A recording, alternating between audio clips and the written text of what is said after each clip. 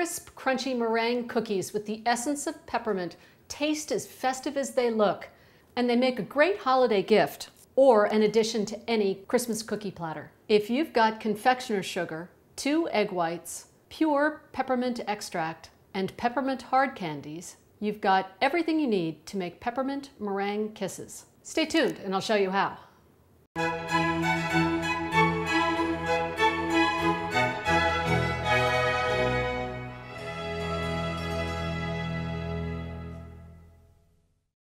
To get the meringues nice and crisp and dry, you're going to want to bake them at a low temperature for a very long time. So we'll start by heating the oven to 175 degrees. You don't want to go any higher than that because that will brown the meringues, and we want to end up with beautiful, pale, crisp meringues. Next, you want to line a large cookie sheet with parchment paper. Next up, we're going to sift the confectioner's sugar. We want to make sure that we get all of the lumps out of this sugar so it incorporates into our beaten whites. In fact, I'm going to sift it twice.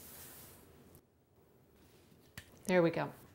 And now I'm going to divide this 1 cup of confectioner's sugar in half.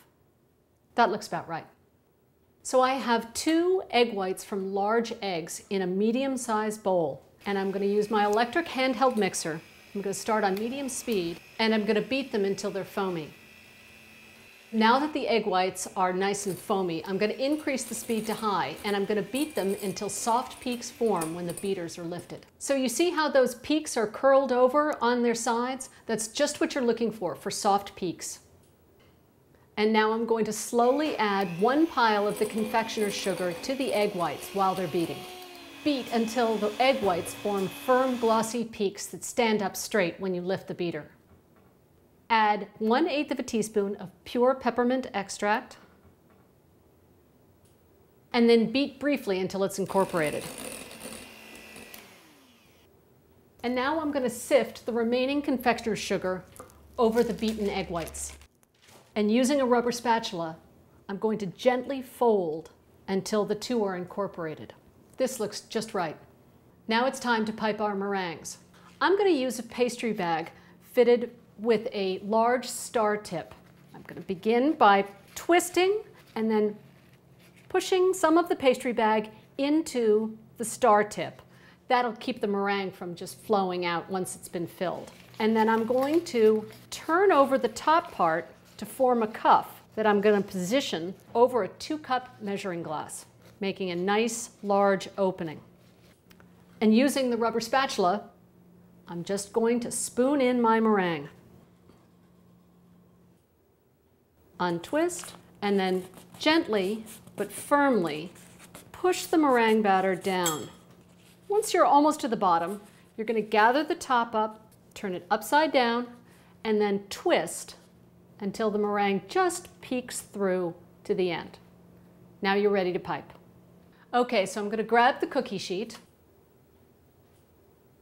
and then holding the pastry bag firmly around the top twist, and using my opposite hand as a guide, not squeezing with my opposite hand, I'm going to position it straight over the cookie sheet and gently squeeze, lifting just like that. This recipe will give you 24 kisses.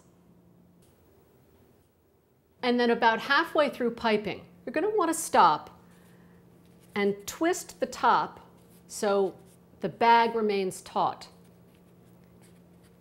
You can arrange the meringues close together since they're not going to spread during baking.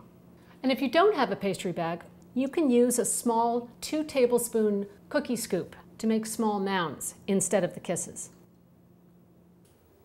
Sprinkle over 1/3 cup finely chopped peppermint candies.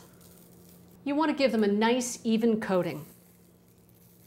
All right, these guys are ready for the oven. Bake the kisses at 175 degrees for 3 hours until they're dry, crisp, and pale. So it's been 3 hours. Let's check on the kisses. Yep, as you can see, they're still nice and pale, no browning at all, and they're not tacky.